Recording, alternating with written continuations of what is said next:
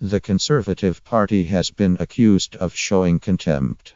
Local media after Cornwall's biggest news website was banned from filming Theresa May's visit to a factory. Reporters from Cornwall Live complained.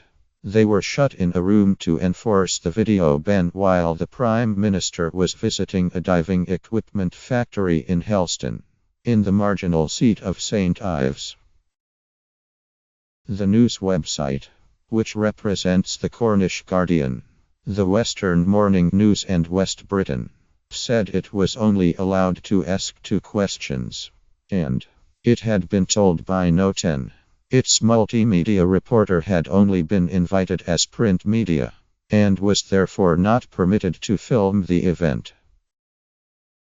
Jackie Merrington, the digital editor of Cornwall Live, said the restriction showed an old-fashioned attitude towards the media. It feels like either contempt or a lack of understanding of what we do in the local press generally, she said. You can't expect any local media to be entirely print-focused now, and not have any digital element. She said her media group had never experienced such an attempt by a political party to control journalists, adding, "This is certainly a different level in terms of restrictions. A number of us have had an experience with David Cameron and Tony Blair. This was much more restricted than we have seen in the past. David Cameron did a walk through the town with us in Penzance about 3 years ago. We were allowed full access to him for a 4-5-minute period."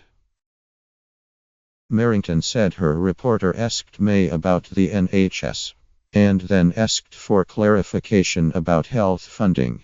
She was then told she had used her allotted 2 questions. "We were being treated differently from the rest of the media. We weren't allowed to film even the interview we had with her," she said. "It just feels like it's all very tightly controlled." Merrington said the episode raised wider issues about the Conservatives' attitude towards the media. The fact that the Prime Minister is making a visit to a constituency on the campaign trail, and then being extremely controlling and restrictive when it comes to access is something members of the public should be aware of. Initial reports had incorrectly suggested that the Cornwall Live reporter was locked in a room, but this was denied by the Conservatives. A party spokesman said, "One media organization's last-minute request to add a camera to a pre-arranged pool of broadcast cameras was not possible this morning. The organization's journalists did interview the Prime Minister, and their photographer accompanied the Prime Minister on a factory tour." Theresa May has so far taken 4 times as many questions from journalists as floundering Jeremy Corbyn, while his cabinet can't even answer basic questions about how they would pay his nonsensical policies.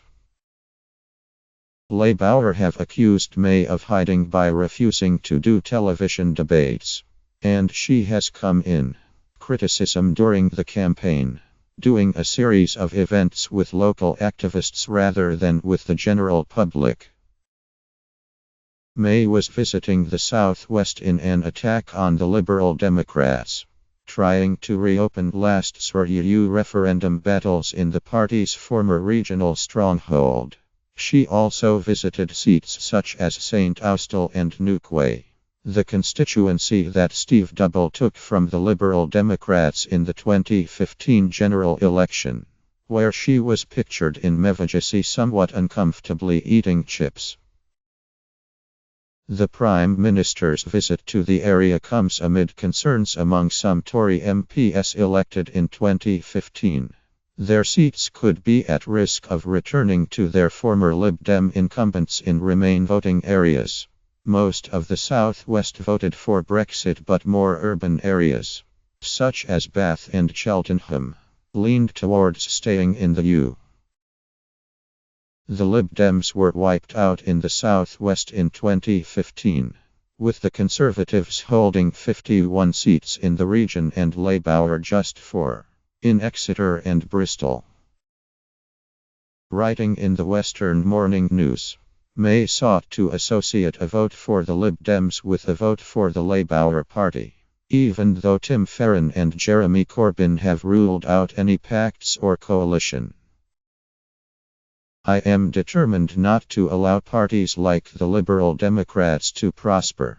It is in their interests to prop up a Corbyn coalition of chaos so the Brexit process stalls, and they can reopen the battles of the past, she said.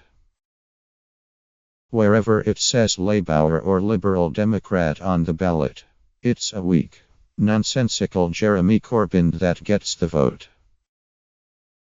At the last election, Cameron concentrated much of his campaigning in the southwest in an effort coordinated by his election strategist, Lynton Crosby, to target Lib Dem seats.